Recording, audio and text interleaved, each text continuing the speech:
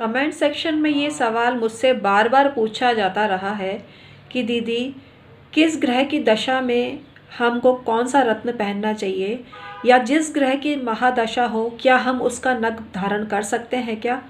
तो हमें इसका सॉल्यूशन बताइए, क्योंकि हमको बहुत सारे लोगों ने एडवाइस दी है, यानी हमको विश्वास तो है उन पर भी, लेकिन आपकी बात में ज़्यादा विश्वास है।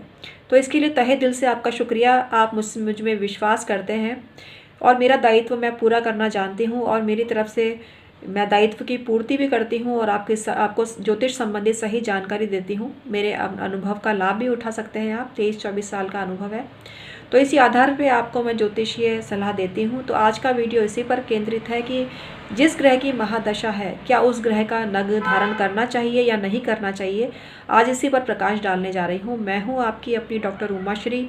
मेरे चैनल में हमेशा आपका स्वागत होता है, आज भी आपका स्वागत करती हूँ। कैसे हैं आप लोग? मेरे सब्सक्राइबर सदा खुशहाल ज़िंदगी बसर करते रहें, यही मेरी ब्लेसिंग्स उनके लिए होती है। और अपने हालचाल आप बताते रहा करिए मित्रों, बहुत अच्छा लगता है आपके हालचाल को जानकर। तो आइए आज का वीडियो शुरू करते हैं, जो आपके लिए जानना बेहद ज़रूरी है। अगर आप आज पहली बार डॉक्टर उमाश्री चैनल पर विजिट करने आए हैं तो मैं आपका वेलकम करती हूं और आपसे रिक्वेस्ट करती हूं छोटी सी कि मेरे चैनल डॉक्टर उमाश्री को सब्सक्राइब करिए, बेल बटन दबाइए इसी तरह की जानकारी अनवरत रूप से प्राप्त करने हेतु। हर कुंडली में नैसर्गिक कारकत्व जिस ग्रह का होता है उससे संबंधित ग्रह का जो नग होता है धारण करना अच्छा माना जाता है। लेकिन कई बार ऐसा होता है, विकट परिस्थिति जातक के सामने आ जाती है कि उसको लग्नेश का रत्न भी सूट नहीं करता है, तो ऐसे में उसको चाहिए सेमी प्रीशियस स्टोन धारण करें और कुछ दिन बांध कर देखें उसके बाद उसको क्या रिजल्ट मिलते हैं, क्योंकि इसको आप ही चेक कर सकते हैं। क्योंकि कई बार हो सकता है आपकी जन्म पत्री सही नहीं हो, ऐसा भी हो सकता है, और महादशा इसी पर डिपेंड करती है जब जन्म पत्री सही बनी हुई हो। तो जन्म पत्री की सही होना जरूरी है, लेकिन आप आश्वस्त हैं कि आपकी जन्म पत्री बिल्कुल सही है और महादशा भी सही है, तो आप लग्नेश का रत्न धारण कर सकते हैं। और उसको धारण करने के बाद आपको चेक करना चाहिए कि धारण करने के बाद आपको कोई असुविधा तो नहीं हो रही है, नेगेटिविटी तो आपको व्याप्त नहीं हो रही है। अगर लग्नेश का रत्न भी सूट ना करे तो भाग्येश का रत्न धारण करें, और भाग्येश का रत्न भी आपको सूट ना करें तो आप धनेश का जो पंचमेश का जो त्रिकोण स्थान होता है, पंचमेश का रत्न धारण करें। धनेश बोला, सॉरी उसके लिए, धन स्थान की बात नहीं कर रही, पंचमेश की बात करना चाह रही थी और धनेश निकल गया। तो मैं आपको बोलना चाह रही हूँ पंचमेश मतलब 3 त्रिकोण माने गए हैं जन्म पत्री के, पहला भाव, 5वां भाव और 9वां भाव, ये तीनों त्रिकोण होते हैं और इनका रत्न हर कोई धारण कर सकता है। क्योंकि रत्न अलग अगर सूट नहीं करते तो नवग्रह के पेंडेंट ही आपके सामने क्यों आते, या सुनार नवग्रहों के पेंडेंट को क्यों निर्माण करता। तो नवग्रह आपके सही होने चाहिए, हर व्यक्ति के नवग्रह होने चाहिए, थोड़ी मात्रा में ही सही, लेकिन नवग्रहों की पावर जिस मनुष्य को मिलती है उसके सारे काम सज जाते हैं। तो आपको नवग्रह का पेंडेंट किसी भी महादशा में धारण करना चाहिए। अब आते हैं मूल बात पर कि महादशा में रत्न धारण करें या ना करें। देखिए, अगर राहु की महादशा है तो राहु का रत्न आपको नहीं धारण करना चाहिए, भले ही वो आपके कुंडली में शुभ स्थान में क्यों ना बैठा हो। आप जो राहु का नग होता है गोमेद, आपको नुकसान पहुंचा सकता है। इसके लिए चाहिए कि गोमेद नग को आप अपने पूजा स्थान में रखिए और राहु के मंत्रों का जाप करिए, इससे आपको बेनिफिट मिल सकता है। शुभ ग्रहों के जो नग होते हैं, नैसर्गिक कारकत्व वाले जो नग होते हैं, वो कभी भी धारण किए जा सकते हैं, महादशा हो या ना हो।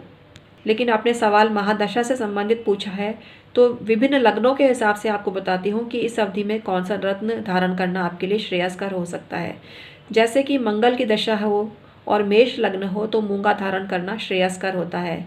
शुक्र की दशा हो और वृषभ लग्न हो तो आप हीरा धारण कर सकते हैं। अगर मिथुन लग्न की बात करें और बुध की दशा हो तो आप पन्ना धारण कर सकते हैं। कर्क लग्न है और मंगल की दशा चल रही है तो मूंगा अवश्य ही धारण करना चाहिए और मोती भी साथ में धारण करना चाहिए। लग्नेश की दशा यानी चंद्रमा की दशा चल रही है तो ऐसी अवधि में आप मोती धारण कर सकते हैं। सिंह लग्न में माणक धारण किया जा सकता है और मूंगा भी धारण किया जा सकता है, बशर्ते दशा मंगल की हो या सूर्य की दशा हो।